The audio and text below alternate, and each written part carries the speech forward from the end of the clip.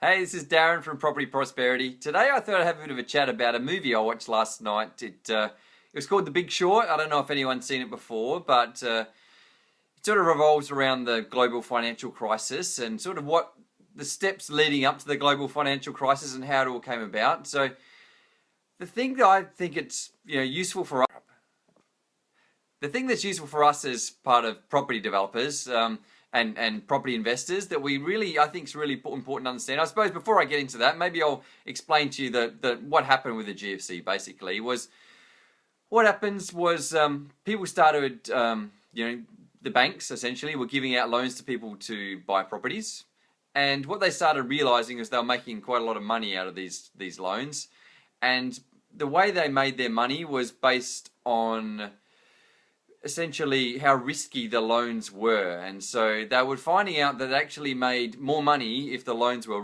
less risky than if they were more risky, because essentially if they were more risky, then less people want to buy them, and they'd have to charge, pay people a premium to be able to borrow their money to invest in more risky loans essentially. So they started realizing if they lent out some money to a person that was quite secure, they would get a certain return for their money.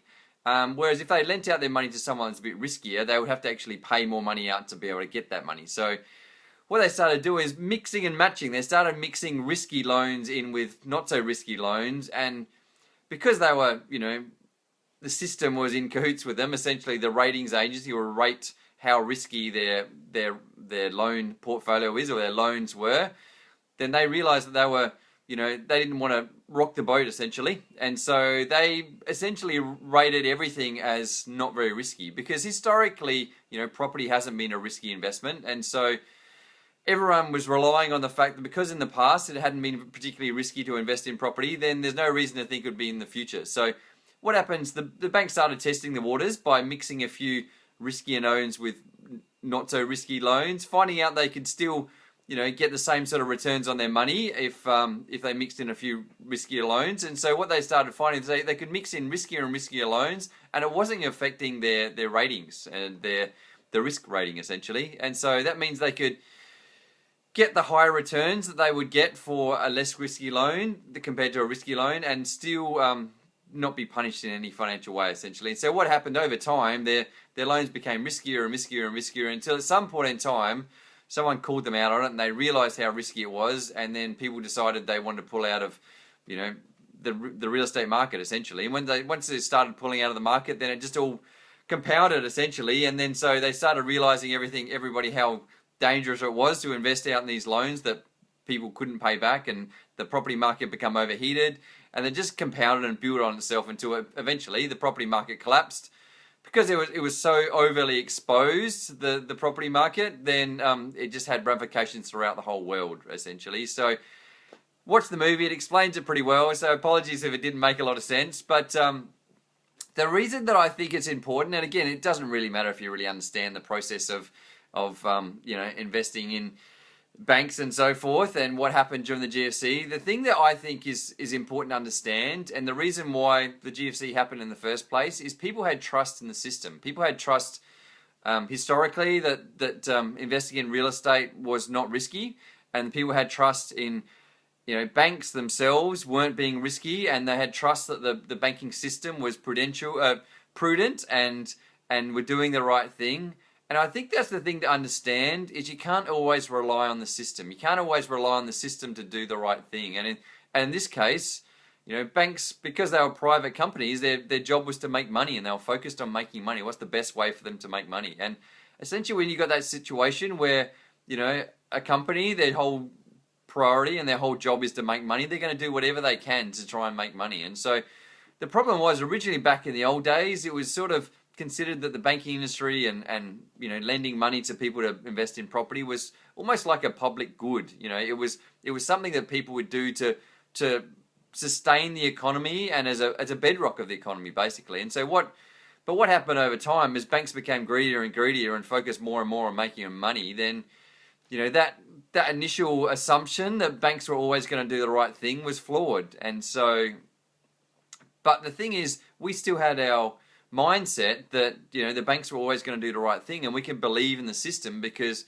it hadn't failed us before, so why would it fail us again essentially. And so the reason why I think that's important is because a lot of us have preconceptions. We also think about, what's going to, what can go wrong, or sometimes we just assume things that, and particularly, my first example was, I assumed that everyone knew more than I did when I first started out, and so I had the opportunity to, my very first investment property, to be honest, was a property that was it was a subdivision from 1 into 9. So you can imagine, for a person that never, bought an investment property before, never done any developing before, you can imagine how risky that is. And to be honest, it is pretty risky. And so I had no idea what I was doing, but I did the numbers, and the numbers seemed to make sense. And I just couldn't see how I couldn't make money out of this development. And so I did it so many times. I went through all different scenarios. I thought, there's just no way this isn't going to work. The reason why I doubted myself, and the reason why I thought maybe I shouldn't buy this property, was because the person that was selling it to me was actually a real estate agent themselves. And I'm like,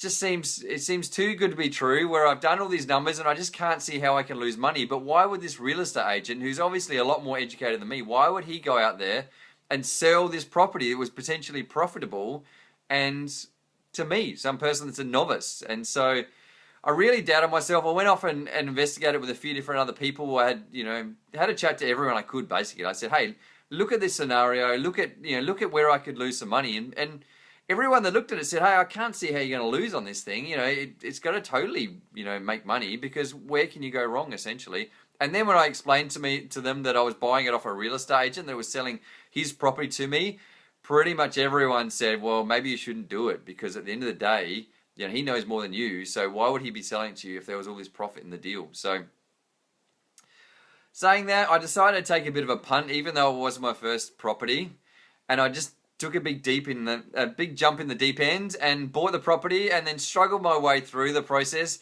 To be honest, I didn't really know what I was doing, so it was a massive learning curve. So this was probably about 14 years ago, so it was quite a long time ago. So obviously I've learned a lot more since then. And then slowly I struggled my way through until, I actually got to the end. I made money and I made profit, and I didn't, even looking back, during the time and at the end of the process, and even looking back now, I still don't understand why that guy sold it to me in the first place. Why didn't he do it himself? For me to buy the property, I had to pay stamp duty, I had holding costs, I had interest costs, I had a whole pile of issues that he didn't have associated, because he already owned the property. So why didn't he do it? The thing is, sometimes you just don't doubt yourself at the end of the day, regardless of, what your assumptions are about the preconceptions of other people and the system and the process. Just don't doubt yourself, because if you've done all your research and you believe that you can't go wrong, then you just got to give it a go at the end of the day. All you can do is as much as you possibly can by checking all the checks and balances, and at some point in time you just have to go and give it a go. So, plenty of scenarios like that over the years, particularly when I first started out. I used to do all this research on buying a property, and looked at all these scenarios on how I could subdivide it and maybe knock half the house down and do this and do a renovation here and move this across here and trying to fit this extra block in there so I can try and, increase my returns. And, quite often you'd go along to auctions, and you'd go along with all these scenarios and how you can try and make money, and you think, hey, the maximum I can possibly pay is the X price. And if it goes any more than that, there's just no way I can make money out of it, because I've looked at every possible scenario, and that's my only logical scenario of how I can make the most amount of money out of the deal.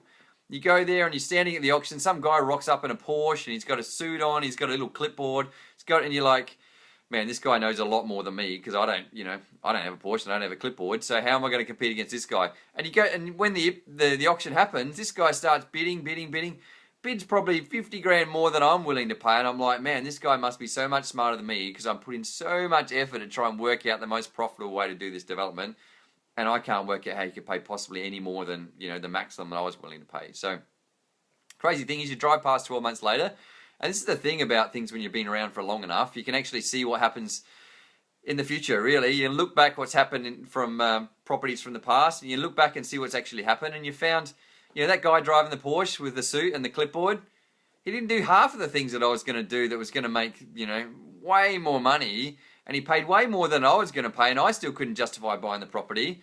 And you look back and he's lost money on it, and you're like, well, maybe people don't know more than what I do, and maybe I should go out and rely on my own skills and knowledge and expertise and all the research I've done. So why that matters, and why talking about that movie, The Big Short, is a lot of the reason why things went wrong is people just believed in the system. They believed in their own preconceptions. And, you know, just like I believe that a real estate agent wouldn't know more than me, or this guy rocked up in a fancy suit wouldn't know more than me, there's no reason to think that the market knows more, the system, or the banks or anyone else knows them more than you. All you can do is rely on logic and common sense. If your logic and common sense says that it just doesn't make sense, then don't go ahead, regardless of who says it's a good idea or who said it's a good investment, or if it just doesn't make sense to you. And that's one of the reasons why you really have to understand some of these things. You know, one of the reasons why the global financial crisis happened was because a lot of the banks and these stockbrokers and all that sort of stuff, they were creating these really complex products that no one really knew what they were and no one understood them. And so common sense and logic can go out of the window. If no one really understands what anyone's talking about, then you're just jumping in behind everybody else. You end up being sheep following everyone else. And so, you know, there's a high chance things are going to go wrong if you don't actually understand what you're talking about. So basically that's my thing for today, is basically just go out and do your research, use some common sense. And if it makes sense to you, it doesn't matter what other people think. If it seems like a good deal, then it's probably a good deal. And you should just take advantage of the opportunity and don't doubt yourself and just get out there and do it. So, you know, if you've liked what I had to say, click on the like button. If you haven't liked what I had to say, then still click on the like button. You know, I tell you to go out and watch that movie because you definitely learned some things along the way, and you might be able to apply that to some of your property investing as well. If you've got an example where you've gone against the trend and done the opposite of what other people are doing, then I'd love to hear about it. Put a comment in the comment box, or, you know, if you know someone out there is doing the opposite of what other people are doing, you're seeing they're having some success out of it, then click on the share button. I'm sure they'll appreciate it. And I look forward to chatting to you again next time. And yeah, if you've got something you'd like me to talk about in the future episode, put a comment in the comment box. I'm happy to chat about it. Thanks, guys. Talk again next time. Bye for now.